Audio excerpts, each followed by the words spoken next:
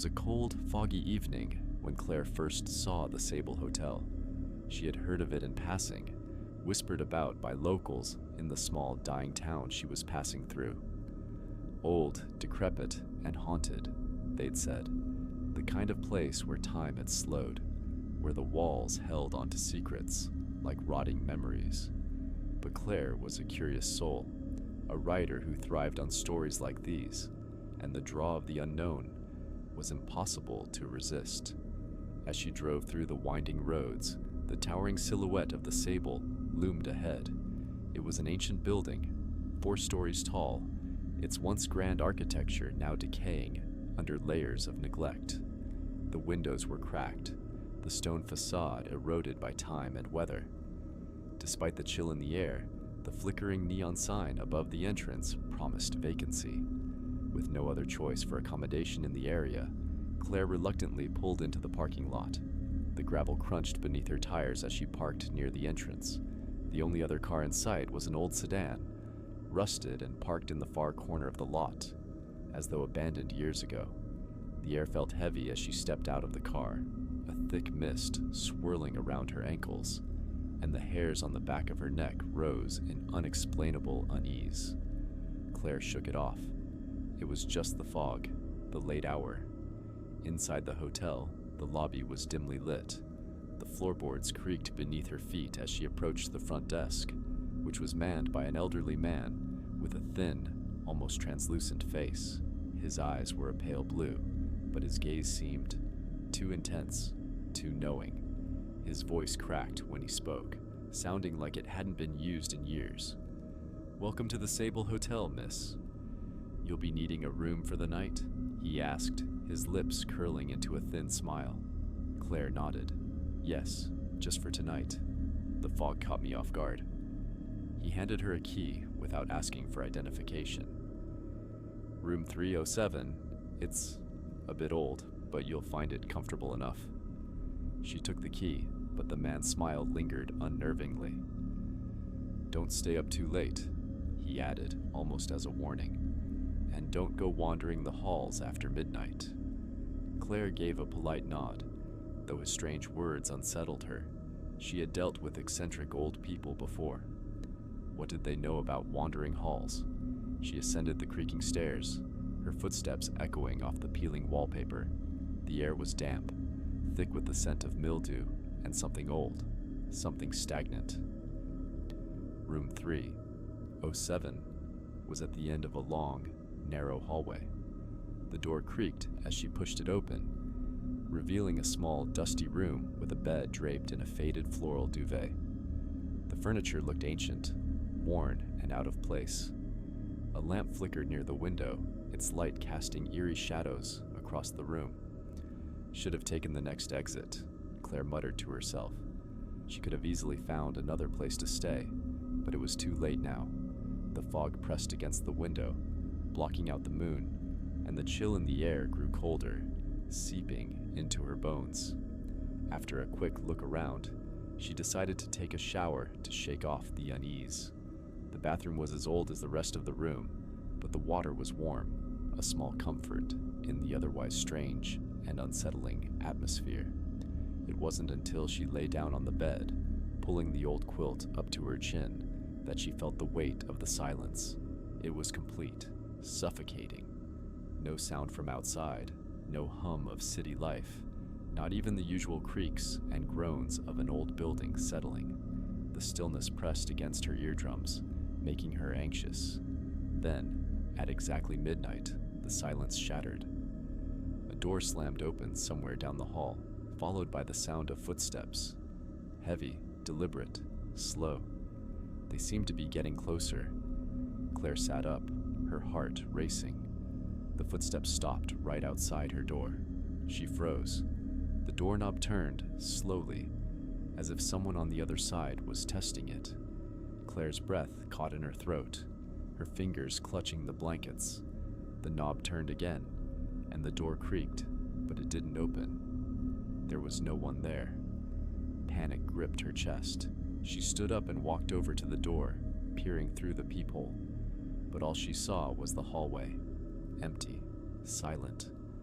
Her pulse thudded in her ears as she closed the door and locked it.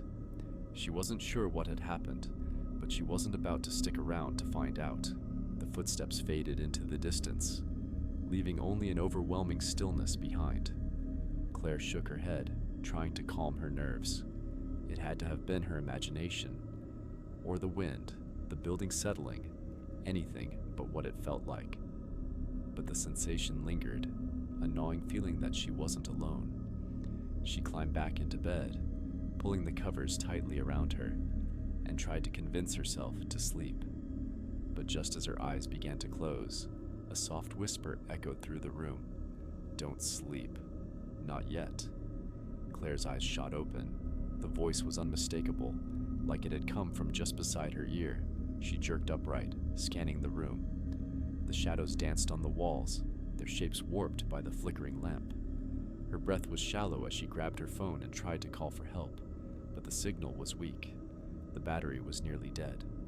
She was alone. The air grew colder. The fog outside thickened, obscuring the faint light from the street lamps below. A muffled thud came from the hallway again, followed by a low, groaning sound, like something scraping along the walls. In a panic, Claire grabbed her things, planning to leave the hotel immediately. But as she opened the door, she was confronted by the old man from the front desk, standing in the dim light of the hallway. "Leaving so soon?" His voice was soft, almost too soft. "Get out of my way," Claire said, her heart pounding in her chest. He didn't move. "You'll be safer in your room," he whispered. "Don't wander the halls after midnight. The spirits don't like it." Claire tried to shove past him, but the old man reached out and grabbed her wrist with surprising strength. "Go to the 3rd floor," he insisted. "You'll understand. Don't go down the stairs." Claire pulled free, trembling. She didn't stop to argue. As she made her way down the stairs, something that wasn't quite human, scraped along the wall above her. The shadows seemed to reach toward her, and the temperature dropped further. Suddenly, the staircase collapsed with a deafening crash. She looked up, breathless, and saw what had been standing at the top. A figure, pale and decaying, its eyes blackened pits, its mouth agape in a silent scream. It reached down toward her with gnarled fingers, its long, thin body writhing in an unnatural, inhuman way. Claire stumbled backward, her foot catching the edge of the broken stairs, sending her tumbling to the ground. The figure began to move, slowly, agonizingly closer. The last thing Claire heard before everything went dark was the old man's voice, faintly echoing down the hallway. "Welcome to the Sable. It's not the guests who leave." The next morning, the Sable Hotel stood silent. The fog had lifted, but Claire was nowhere to be found. The manager behind the front desk simply stared, his pale blue eyes unblinking as he wiped down the counter.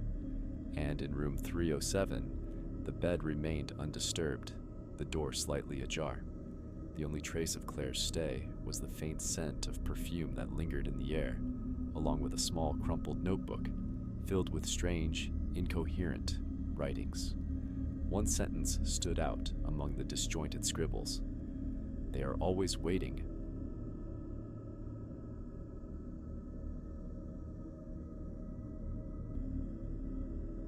It had been a long, grueling drive.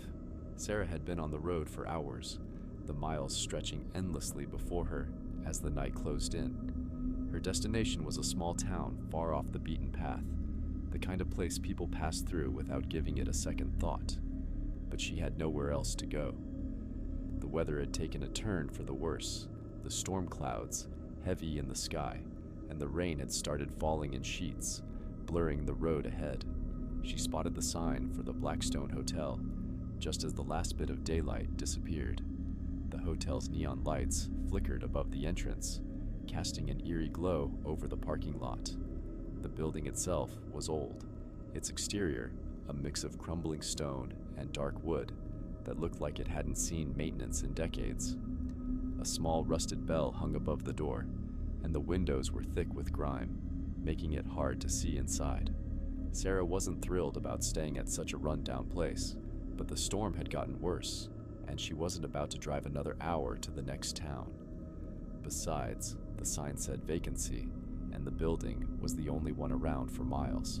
She pulled into the parking lot, and as she stepped out of the car, the damp, cool air hit her like a slap. The rain hadn't let up, and the mist clung to her clothes as she hurried toward the entrance.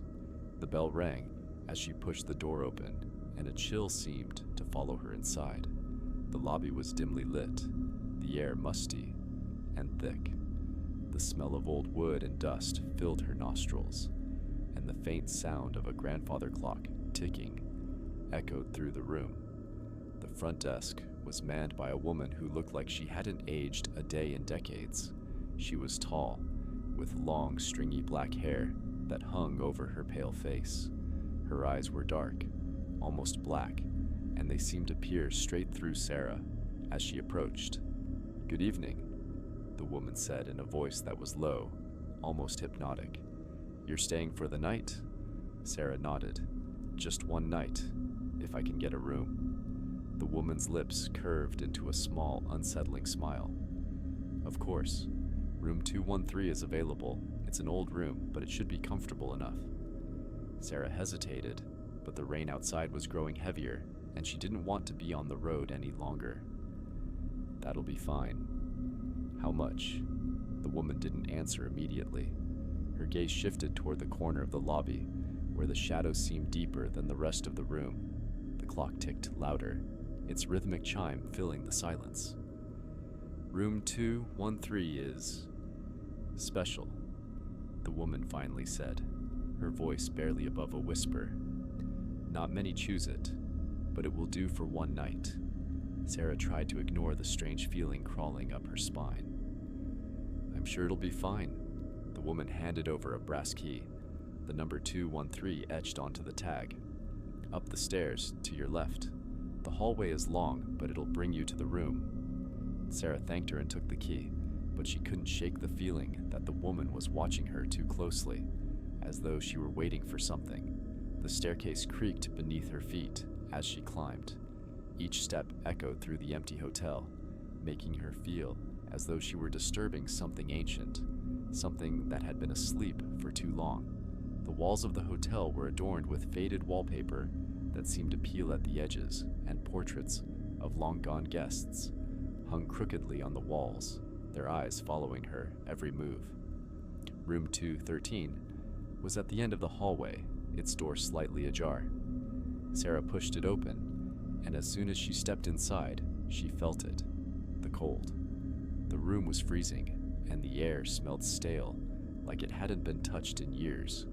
The bed was covered with an old faded quilt, and the furniture was draped in sheets that had yellowed with age. The curtains were drawn tight, blocking out any light from the outside, and the only source of illumination was a single lamp on the bedside table. The light flickered weakly, casting long shadows that seemed to stretch across the walls. Sarah set her suitcase down and quickly pulled the curtains open, letting the rain-streaked windows reveal the darkened sky outside. The storm showed no signs of letting up. She sighed and ran a hand through her wet hair, grateful to finally be off the road. As she moved toward the bed to unpack, the silence in the room grew oppressive. It was too quiet. No hum of electricity, no creaks of an old building settling, just silence. A deep, suffocating quiet that seemed to swallow everything. Then a sound. It was soft at first, barely noticeable. A whisper, so faint it could have been the wind outside. But no, it was something closer, something inside the room. Sarah froze, her heart thudding in her chest. She strained her ears, listening intently. The whisper came again, clearer this time. She turned her head, but the room was empty. No one was there. She shook her head, trying to calm her nerves. It was probably just the wind, the hotel's creaks, her imagination playing tricks on her. But then the whisper came again, louder, more distinct. "Leave. Leave now." Her blood ran cold. The voice was unmistakable. It wasn't just a whisper. It was a warning. Suddenly, the lamp beside her flickered and went out, plunging the room into darkness. The air grew even colder, and Sarah could feel the temperature drop as if the very walls were closing in on her. A soft thud echoed from the far corner of the room. Sarah's breath caught in her throat. Slowly, she turned toward the sound. There, in the corner, a shadow moved. No, it shifted, as though it were alive, an unnatural darkness that didn't belong. Her pulse quickened. The shadow swirled, growing larger until it seemed to take shape. A figure, dark and indistinct, but undeniably present. It stood tall, its outline flickering like a flame caught in the wind. Sarah backed away slowly, her body trembling with fear. The shadow moved toward her, its presence pressing down on her chest, suffocating her. And then she heard it, the voice again. But this time, it was not a whisper. It was a low, guttural growl, full of malice and rage. "You should have never come." The figure lunged at her, and Sarah screamed, stumbling backward until she collided with the wall. Her heart raced, and she frantically searched for the door. She had to get out. She had to escape, but the shadow didn't let her go. It followed her every move, its shape twisting and contorting, until it loomed over her, dark and suffocating. With a sudden burst of energy, Sarah rushed toward the door, flinging it open. She stumbled out into the hallway, the cold air biting at her skin. The hotel felt different now, alive, like it was watching her, waiting. She ran down the hallway, the sound of her footsteps pounding in her ears.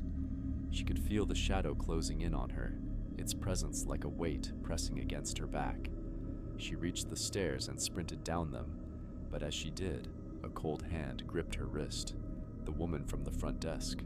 Her grip was strong, unyielding. Her face was pale, her eyes black voids that seemed to draw Sarah in. "You shouldn't have come here," she whispered, her voice sending chills down Sarah's spine. "Now you're one of them." The lights in the lobby flickered, and the clock's ticking grew louder, more frantic.